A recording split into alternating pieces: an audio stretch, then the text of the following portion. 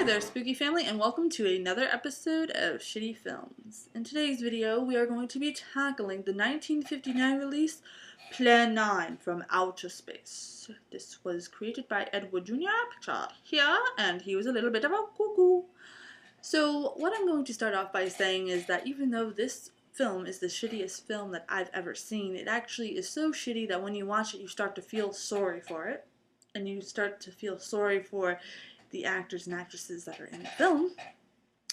But it is also one that I hold near and dear to my heart. Okay, it's actually one of the first sci-fi-ish, I use that term loosely because there really isn't a particular genre you could put this in besides shit.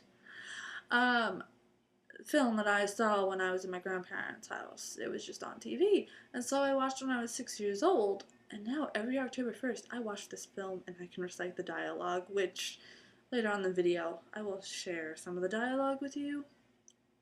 I should not be proud that I know every scene and every word. So let's start off by reading the summary of the film, shall we? Residents of California's San Fernando Valley are under attack from outer space. The aliens, led by Eros and his assistant Tana, intend to conquer the planet by resurrecting corpses in a Hollywood cemetery. The living dead, a cape-wearing ghoul, vampire, and a slow-footed cop who is killed for his nosiness stalk curious humans who wander into the cemetery looking for evidence of UFOs. There's an award-winning summary right there. But you gotta remember, this film was coming out in 1959, and in the 50s they had weird-ass titles, you know, like Attack of the Puppet People, Attack of the 50-Foot Woman, and all these weird, spacey type movies. So, you know, it's gonna be cheese. The first thing I would like to point out is their lovely special effects, pictured here. Here's those wild and crazy UFOs that you should be terrified about, and yes, in some frames of the film you can actually see the string, and it's funny because there's one scene where the people are trying to act all scared and like, what's that? And it's nighttime, and on daytime you see the UFO footage, and the footage just repeats itself over and over and over again throughout the film. You're just like, what? And you actually start getting confused because, like, if you pause the movie and you get up to go get food or something and you come back to it and you press play, you feel like you're just in a circle. It's really insane. And then once in a while, it's like, boom, something new happens. It's quite weird, to be honest with you. Another thing I would like to shout out to is those sexy, sexy alien spacesuits. Where the fuck can I get one of these? Because I want to rock the hell out of it. Seriously, if you know where I could get a cosplay thing of this, I would totally buy it and wear it to a convention. I need a life. And another reason, well, there's two reasons why this film is actually on my favorites list. Now, I don't know how many of you know about the ever so lovely Vampira. Vampira was the first ever horror hostess in the 50s. Now, when she had her show, The Vampira Show, they didn't really do recording, so a lot of her work is lost. So this is one of the rare recordings of her actually being in anything, and to me that's kind of special to the horror dork in me.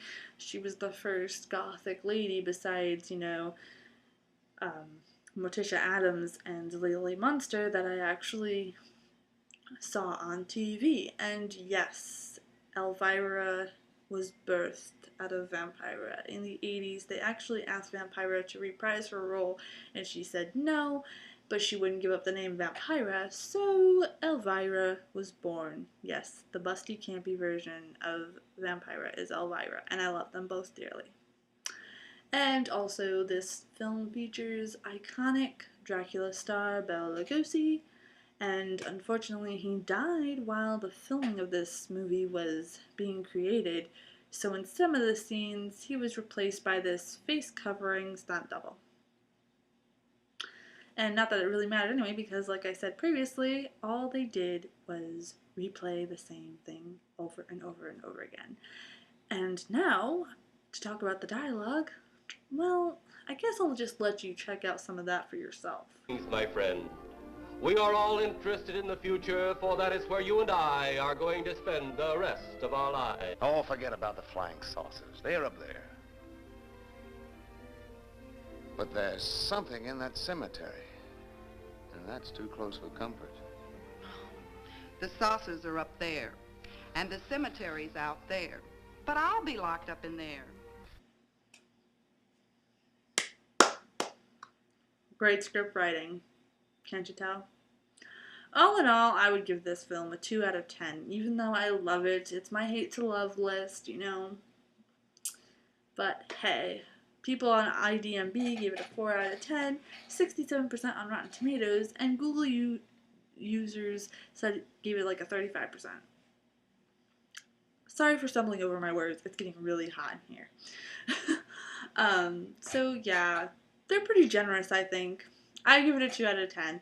It is a film that if you can't find comedy in the cheesiness of the history of horror movies, you won't like it unless you have a friend like me that will say,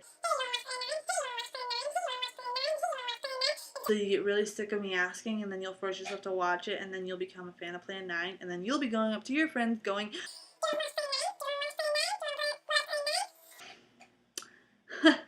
well, guys, I guess that's all for this episode of Shitty Filmz. Tune in next Sunday for another episode of Shitty Filmz. I will be posting another 2 videos on Tuesday, and I will see you guys then. If you are new to the Spooky family, please feel free to subscribe. Follow me on my social media links. They're all in the description.